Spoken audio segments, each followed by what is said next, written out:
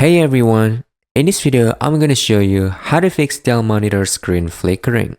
Let's get into it. Step 1.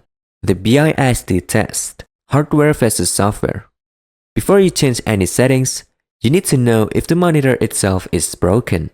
First, turn off your monitor and disconnect all video cables, including HDMI, DP, etc.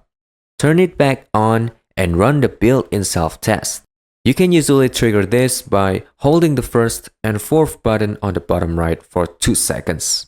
If the screen still flickers while displaying solid colors, the hardware is faulty. If it looks perfect here, the problem is definitely your cables or your computer. Step 2. Reset and inspect cables. Loose connections are the #1 cause of random blinking. First, unplug both ends of your video cable and blow out any dust. If you're using a DisplayPort to HDMI adapter, swap it out. Passive adapters often fail after a few years and causing massive flickering. Try a direct connection if possible. Step 3. Match the refresh rate. If your graphics card is sending 75 Hz, but your monitor is capped at 60 Hz, it will flicker. Right-click your desktop and go to Settings. And go to Display Settings, then Advanced Display.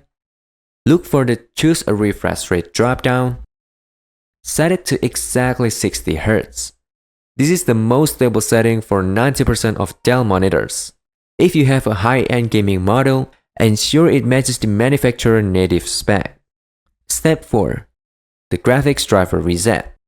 Sometimes the software between your PC and monitor just needs a reboot.